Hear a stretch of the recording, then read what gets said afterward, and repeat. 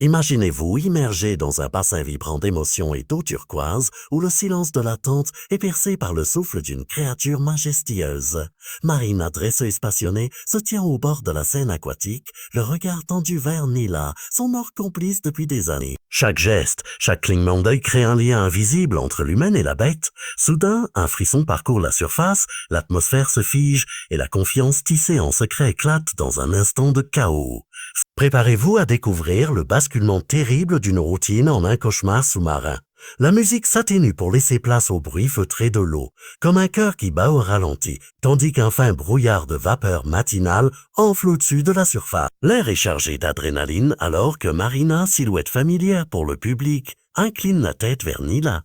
Ils partagent ce moment suspendu, fruit de 1000 heures de travail silencieux, d'échanges plus puissants que des... On perçoit la tendresse entre eux, la complicité née d'une discipline respectueuse et d'un respect mutuel. Derrière le décor de spectacles éblouissants, c'est une véritable histoire d'amitié et de confiance qui se joue, un fragile équilibre entre la magnificence de la nature et la volonté humaine. Marina se rappelle dans un souffle intérieur le tout premier entraînement. Elle était novice, le cœur plein de rêves, surprise par l'intelligence aiguë de Nila, ses yeux sombres reflétant une curiosité presque humaine. À force de patience, elle avait appris à interpréter ses mouvements, ses inclinaisons subtiles de tête, le moindre frémissement des nageoires.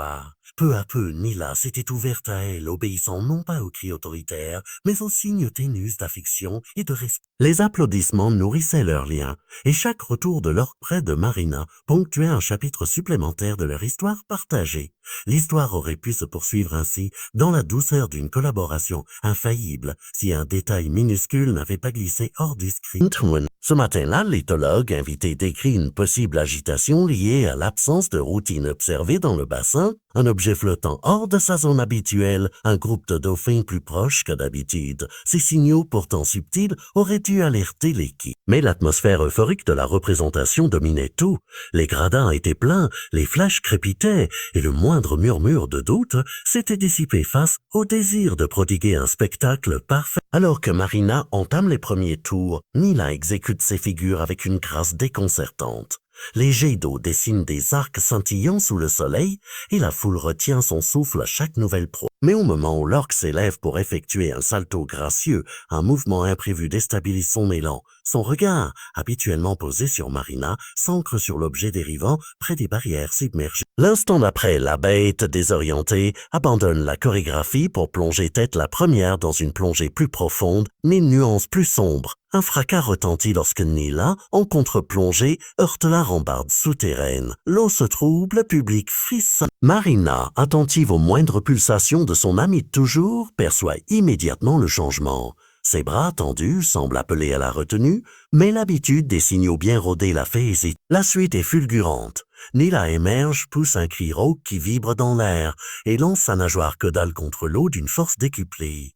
Marina chancelle, cherche à rétablir ce lien de complicité, mais l'instant de confiance s'est effrité. Ce qui suit est un déchaînement de force brute. Nila saisit la dresseuse dans un mouvement si rapide qu'on aurait dit un éclair noir. L'eau devient un tourbillon rugissant, engloutissant la scène sous un voile chaotique. Les spectateurs hurlent, coupés net par la violence de l'attaque, tandis que quelques cris se perdent dans la houle.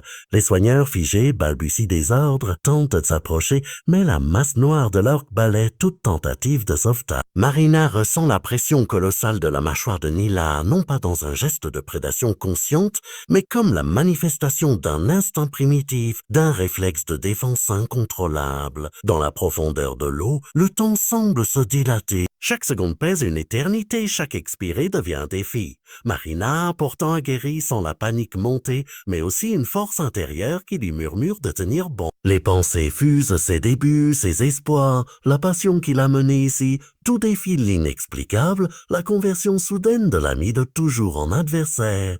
La poitrine serrée, elle tente de communiquer à nouveau, de retrouver une once de ce lien qui a forgé. Mais l'onde de choc est trop puissante. Nila la ramène en un fouettement, la replonge dans les abysses claniques du bassin. L'intervention des équipes d'urgence arrive trop tard. L'eau rougeoyante révèle la tragédie. L'ordre d'évacuation résonne comme une sentence implacable. Sur le béton froid, Marina est extraite de l'eau pâle et immobile. Les secouristes appliquent la RCP, luttant contre l'inéluctable. Les visages graves sont marqués par l'effroi. Quelques mots d'encouragement se perdent dans l'air chargé d'humidité, tandis que le cœur de la dresseuse cesse de battre, là où battait hier encore une passion indéfectible. Dans les jours qui suivent, une onde de choc traverse le monde. Les médias s'emparent du drame, la société s'interroge. Fallait-il vraiment exercer un tel pouvoir sur des créatures si puissantes? Des spécialistes prennent la parole pour expliquer que Neil a montré depuis des semaines des signaux d'anxiété rarement étudiés et que l'obsession du divertissement a pris le pas sur la prudence. Des images d'archives refont surface, dévoilant des incidents mineurs qui auraient pu servir d'alerte. Mais le besoin de sensations fortes a étouffé les doutes, exacerbant la tragédie. On découvre alors l'arrière-boutique des parcs marins.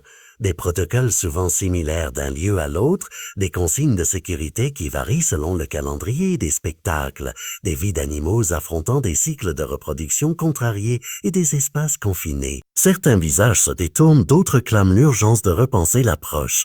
Une table ronde virtuelle réunit défenseurs du bien-être animal, vétérinaires et directeurs de parcs. Les arguments s'échauffent, les statistiques s'empilent. Réduction des incidents, meilleure prise en compte de l'habitat naturel, sanctuaires marins alternatifs. Pendant ce temps, des sanctuaires commencent à émerger sur les côtes lointaines, accueillant orques et dauphins pour leur offrir une vie plus conforme à leurs instincts.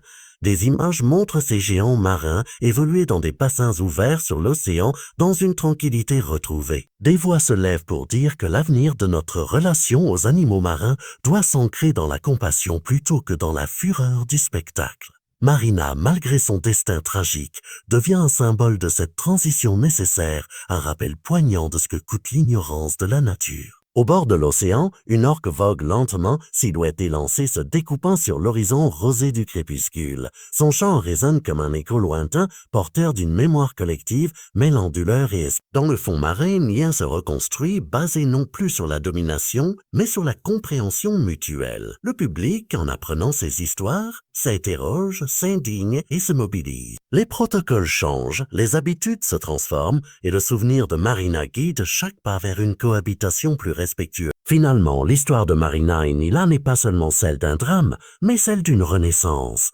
Elle invite chacun à porter un regard neuf sur la faune marine, à écouter les signaux subtils de la vie sauvage. Elle rappelle qu'au-delà du spectacle se trouve une responsabilité morale. Aujourd'hui, des volontaires plongent dans les eaux glacées pour protéger ces créatures, des chercheurs inventent de nouveaux outils d'observation non intrusifs et des récits circulent pour sensibiliser le grand public. Et si vous retenez une leçon de ce récit, c'est que la confiance entre l'homme et la nature ne se décrète pas. Elle se construit patiemment dans le respect des instincts et des besoins de chacun. Plus qu'un simple divertissement, chaque interaction avec ces géants des mers doit devenir une occasion d'apprentissage et de révérence. Alors, la prochaine fois que vous entendrez le souffle d'une orque, rappelez-vous que chaque battement de nageoire cache un monde complexe, fragile et digne de protection. Merci d'avoir suivi ce voyage. Si ce récit vous a ému et inspiré, rejoignez notre communauté pour continuer à explorer les mystères de l'océan et agir pour un futur où l'homme et l'animal avancent main dans la nageoire. Abonnez-vous, partagez et surtout, restez curieux.